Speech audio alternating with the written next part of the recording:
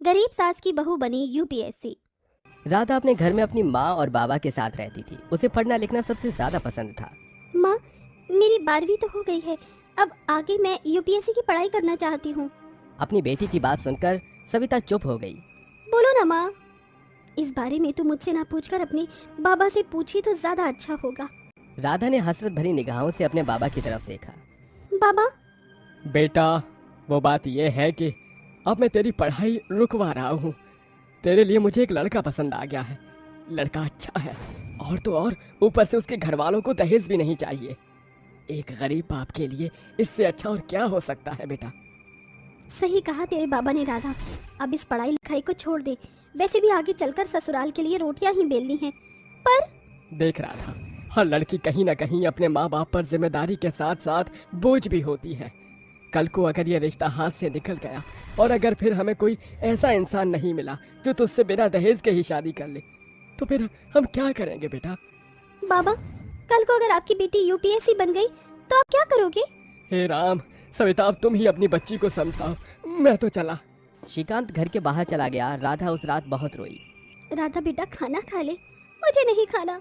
एक तरफ राधा को उसकी पढ़ाई, उसका सपना छोड़ने का दुख था, तो वहीं दूसरी तरफ श्रीकांत को भी उसकी चिंता थी और वो भी अपनी बच्ची का सपना नहीं तोड़ना चाहता था, लेकिन वो अपने हालातों से मजबूर था। क्यों क्यों मैं इतना लाचार बाप हूँ जो अपनी बच्ची को न पढ़ा लिखा सकता हूँ और ना ही उसे दहेज के साथ विदा कर सकता हूँ।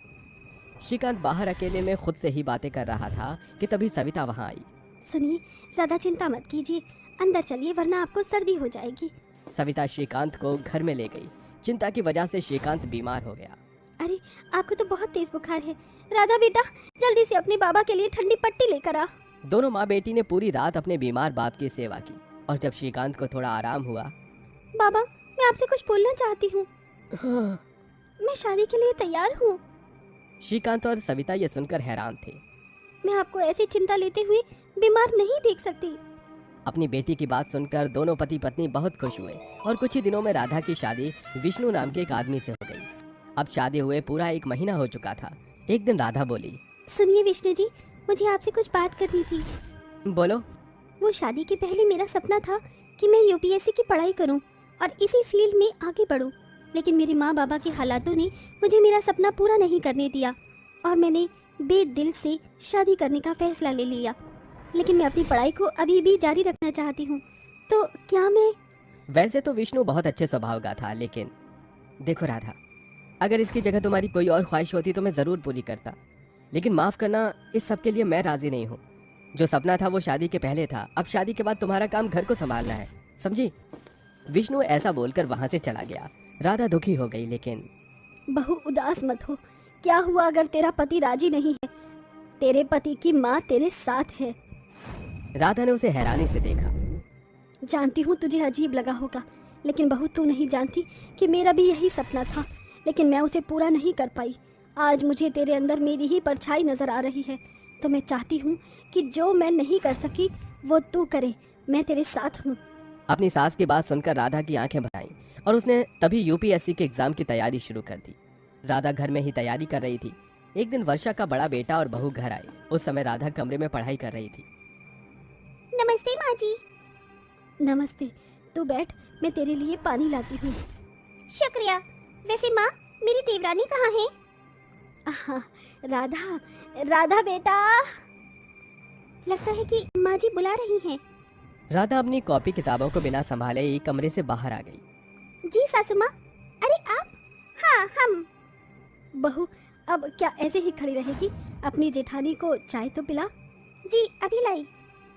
और हाँ, उसके बाद रोटियां बना लेना और फिर पूरे घर की अच्छे से सफाई भी कर देना। जी। राधा ने ऐसा ही किया। उसे देख सोना बोली, मामी जी, आप तो राधा से बहुत काम करवाती हो, मुझसे तो आपने कभी नहीं करवाया। इसी तरह से राधा अपनी जेठानी की वजह से पूरा दिन कामों में बिजी रही और वो अपनी कॉपी किताबों के बारे में बिल्कुल भूल ही गई कि तभी शाम को मैं घर आ गया। राधा, मैं बहुत थक गया हूँ, मुझे आराम करना है। ठीक है। विष्णु कमरे की तरफ जा ही रहा था कि तभी राधा को कुछ ध्यान आया और वो उसे रोकने के लिए भागे, लेकिन तब तक बहुत देर हो चुकी थी। ये कॉपी किताबें किसकी हैं? राधा, राधा! मर गई मैं तो। सासू माँ बचा लो। विष्णु की चिल्लाने की आवाज सुनकर सभी कमरे में आ गए।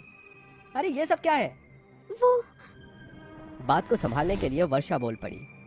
अरे कुछ नहीं, ये कुछ भी नहीं है। मैंने ही बहू को बोला था घर से सारी रद्दी को इकट्ठा करने को, लेकिन सोना आ गई तो मुझे भी ध्यान नहीं रहा। अच्छा ये बात थी, मुझे लगा कि तुझे जो भी लगा हो, अब तू आराम कर ले। और हाँ बहू, इस रद्दी को उठाकर तू बाहर रख दे ताकि मैं इसे बेच सकूं। जी माँ। वर्षा ने किसी तरह बात को संभाल ही लिया।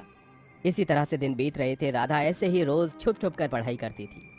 बहू, विष्णु और तेरे ससुर जी काम पर जा चुके हैं, तो तू कुछ देर पढ़ाई कर ले। जी माँ। इसी तरह से राधा घर में ही अपनी पढ़ाई करती और देखते ही देखते उसके एग्जाम का भी टाइम आ गया। और इसी तरह छिपकर राधा अपनी सास की मदद के सहारे एग्जाम देने गई, लेकिन वहां से लौटकर आने में देर हो गई। कहाँ थी तुम? क्या तू हमेशा बहू का चौकीदार बना रहता है? कहाँ थी, क्या कर रही थी? बस भी कर। मैंने ही इसे मेरी एक सहेली के यहाँ किसी काम से भेजा था। सच? हाँ बिल्कुल सच। विष्णु चुप हो गया और वहां से चला गया। माँ, आपका बहुत बहुत शुक्रिया। बस मैं चाहती हूँ कि मैं आपका विश्वास कायम रखूं और इस एग्जाम को पास कर लूं। बहू, मुझे यकीन है कि हमारी मेहनत जरूर रंग लाएगी। इसी तरह से दिन बीत गए और आज यूपीएससी का रिजल्ट आने की बारी थी।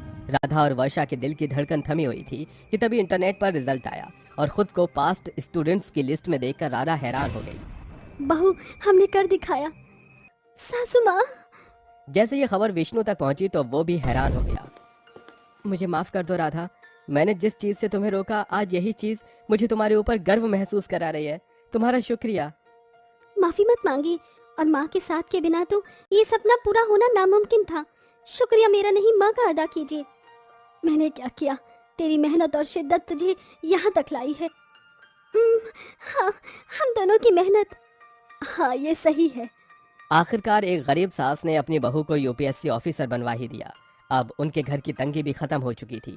इस तरह राधा ने बस अपने ही नहीं, न जाने कितने ऐसे लोगों की आंखें खोली थीं जो सोचते हैं कि लड़कियां कुछ नहीं कर सकती।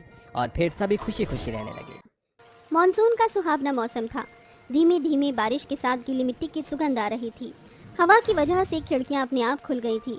तभी नंदिनी की बेटी सपना कहती है, माँ देखो ना, कितना अच्छा मौसम हो रहा है। अभी मैंने टीवी में पिज्जा का ऐड देखा, क्यों ना हम पापा से पिज्जा मंगवाएं? हाँ दीदी, मेरा भी खाने का मन है। मुझे भी खाना है पनीर वाला पिज्जा। मम्मी, पापा को कॉल करो ना प्लीज, लेकर आएंगे। अरे बच्चों, बारिश वाले मौसम में पिज्जा कौन खाता है?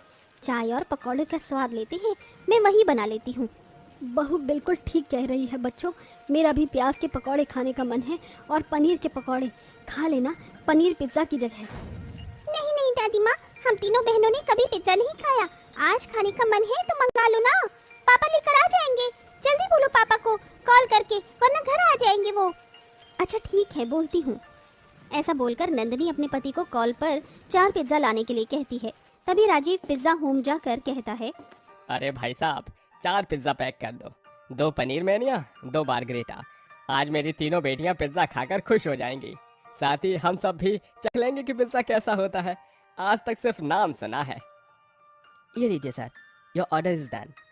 राजीव बहुत खुश होकर वहां से रोड क्रॉस करता है। इतने में एक कार उसे टक्कर मारकर चली जाती है, जिसमें उसी वक्त राजीव की मौत हो जाती है। आसपास के लोग फौरन पुलिस वालों को बताते हैं। फिर पुलिस वाले राजीव के शव को उसके घर ले आते हैं। ये देखकर उसकी बेटी, माँ और पत्नी के पैरों तले जमीन फिसल जाती है। हे भगवान, ये मेरे बेटे को क्या हो गया? तूने मुझसे मेरे बेटे को क्यों छीन लिया? हम सभी इतने इंतजार में थे, पर तूने मेरे बेटे को मुझसे दूर कर दिया। नहीं नहीं, ये नहीं हो सकता राजीव, आप मुझे छोड़कर नहीं जा सकते। मैं बच्चे को कैसे संभाल लूंगी? पता है, बच्चों ने आपसे पिज्जा मंगवाया था, आपने उनकी ख्वाहिश भी पूरी नहीं की। माँ, पापा को क्या हुआ? दादी देखो ना, पापा कुछ बोल क्यों नहीं रहे? अब हमसे कभी बात नहीं करेंगे क्या? शांत हो जा मेरी बहन, पापा भगवान जी के पास चले गए हैं। पापा, पापा वापस आओ, वापस आ जाओ ना, हम आपसे पिज्जा भी नहीं मांगेंगे। प्लीज पापा वापस आ जाओ। बस मेरे बच्चों, बस, तुम्हारे पिता अब लौट कर कभी वापस नहीं आएंगे। बेटा, अंतिम संस्कार का वक्त हो रहा है। शाम होने से पहले शमशान पहुंचना है। ये सुनने के बाद राजीव के परिवार वाले और रो जाते हैं, जिसके बाद पूरी विधि विधान के साथ राजीव का अंतिम संस्कार कर दिया जाता है। राजीव के जाने से उसके घर के परिवारजन, उसकी बेटियां सब खामोश हो चुके थे। किसी ने ठीक से कई दिनों तक खाना नहीं खाया था। घर के पैसे भी खत्म होने को आए थे। फिर बच्चे स्कूल जाना शुरू कर देते हैं। तभी नंदिनी अपने तीनों बच्चों के बाल बनाकर उन्हें टिफिन देती है। बच्चों, अच्छे से स्कूल में पढ़ाई करना, पापा तुम्हें देख रहे हैं। अच्छे से पढ़ाई करना तीनों, और लड़ना मत, एक दूसरे का ख्याल रखना। माँ, आप फिक्र मत करिए, हम अपना ख्याल रखेंगे। ये बोलने के बाद तीनों स्कूल चली जाती हैं और अपनी अपनी क्लास में जाकर बैठ जाती हैं। तभी लंच ब्रेक में शिवानी रजनी को बुलाने लगती है। हे रजनी, क्या तुम मेरे साथ पिज्जा खाने चलोगी? कभी खाया नहीं होगा ना तुमने जिंदगी में पिज्जा, पर देख लो बहुत टेस्टी है, खाने में भी और दिखने में भी। आहा, मजा आ गया। चलो छोड़ो, मेरा झूठा तो खा ही सकती हो, after all I am your friend. नहीं खाना मुझे। रजनी के मना करने के बाद भी शिवानी उसे जबरदस्ती झूठा पिज्जा खिलाती है। तभी रजनी वो पिज्जा की स्लाइस गिरा देती है। फिर शिवानी भी रजनी को धक्का मार के गिरा देती है। तूने मेरा इतना महंगा पिज्जा गिरा दिया, तेरी औकात भी नहीं है खाने की, बदतमीज कहीं की, इसी के लायक है तू, गरीब कहीं की। ये बर्ताव रजनी के साथ ही नहीं बल्कि उसकी दोनों बहनों के साथ बाकी क्लास में भी हो रहा था। गरीब बोलकर उनका बहुत मजाक उड़ाया जाता था। छुट्टी के वक्त भी तीनों बहन उदास और रोते हुए घर आती हैं। तभी कौशल्या के बार बार पूछने पर वो कहती हैं, क्या बताऊं दादी, आपको हम आज स्कूल गए और आज ही सब हम तीनों बहनों को पिज्जा का नाम लेकर चिढ़ाने लग गए कि तुमने भी कभी पिज्जा नहीं खाया, तुम्हारी औकात नहीं है पिज्जा खाने की। माँ, हाँ, हमें पिज्जा खाना है, क्या हम पिज्जा नहीं खा सकते? हम इतने गरीब हैं कि हमें इसकी वजह से कितने लोग चिढ़ाते हैं। हाँ माँ, ये देखो, आज तो मुझे चोट भी लगी है। शिवानी ने मुझे धक्का दिया और वो मुझे जबरदस्ती झूठा पिज्जा खिला रही थी। बच्चों, घर में पैसे नहीं हैं, तुम तो जानते हो मुझे कोई काम शुरू करना होगा। जब पैसे आ जाएंगे तो मैं तुम्हें पिज्जा खिला दूंगी। अरे, तुम्हें उन बिगड़े हुए बच्चों की बात सुनने की क्या जरूरत है? तुम्हारी जितनी चादर है उतना ही पैर पसारो। कोई पिज्जा खाता है तो खाने दो, कोई गोबर खाएगा तो क्या तुम भी खाओगे? माँ जी, आप ये बच्चों से कैसे बोल रही हैं? माफ़ कर दे बहू, मैं बच्चों से ऐसा नहीं कहना चाहती थी, पर घर के हालात तो तू जानती है, कैसे समझाऊं इन बच्चों को।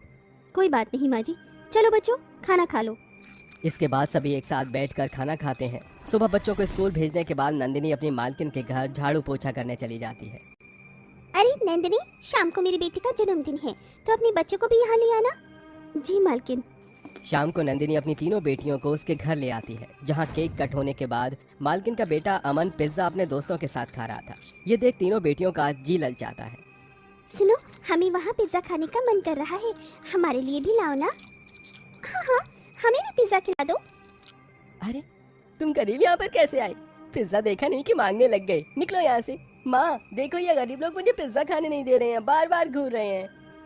तुम्हारे बच्चों को मैंने यहाँ पर आने की इजाजत दी थी कि मेरे बच्चों को ये खाने पर नजर डालें। अभी के अभी यहाँ से निकल जाओ, कल से काम पर मत आना। मालकिन माफ कर दीजिए, बच्चों से गलती हो गई, वो बच्चों ने कभी पिज्जा नहीं खाया इसलिए कह रहे थे। मैंने एक बार बोल दिया तो बोल दिया, निकलो यहाँ से। ये सुनकर नंदिनी अपनी तीनों बेटियों को वहाँ से ले जाती है कि वहाँ शॉर्ट सर्किट से आग लग जाती है। नंदिनी जल्दी से अपने बच्चों और बाकी बच्चों को वहाँ से बाहर निकालती है, फिर अपनी मालकिन को भी निकालती है, लेकिन अमन अंदर रह जाता है। अरे मेरे बच्चों को कोई बचा कर लाओ। मालकिन आप फिक्र मत कीजिए, मैं लेकर आती हूँ। ऐसा बोलकर नंदिनी मालकिन के बेटे को बचाकर मालकिन को सौंपती है। तभी रेशमा हाथ जोड़कर कहती है, मुझे माफ कर दो नंदिनी, मैंने तुम बहुत कुछ बुरा कह दिया जबकि तुमने मेरे बच्चे की जान बचाई। कोई बात नहीं मालकिन, अच्छे से समझती हूँ अपनों को खोने का दर्द क्या होता है, आखिर मैं भी अपने बच्चों के लिए ही जी रही हूँ। आंटी थैंक यू, आपने मेरी जान बचाई, मुझे माफ कर दो। तुम तीनों को मैंने ऐसा बोला, क्या तुम मेरे साथ बहुत सारे पिज्जा खाओगी? क्या अब हम फ्रेंड्स हैं? माँ, आंटी, हम पिज्जा खा सकते हैं? हाँ हाँ बेटा, तुम तीनों मिलकर मेरे बेटे के साथ पिज्जा खा लो, कुछ और चाहिए तो मैं वो भी दे दूंगी। नंदिनी, अब से तुम हमेशा मेरे यहाँ ही काम करना, मैं तुम्हारा एहसान जिंदगी भर नहीं भूलूंगी। बस बस मालकिन, अब शर्मिंदा मत कीजिए। इसके बाद नंदिनी की तीनों बेटियां मालकिन के बेटे के साथ पहली बार पिज्जा खाती हैं और पिज्जा का स्वाद लेती हैं। इसके बाद धीरे धीरे नंदिनी का काम जम जाता है और वो अपने बच्चों को हर संडे पिज्जा खिलाती है और खुशी खुशी रहने लगती है।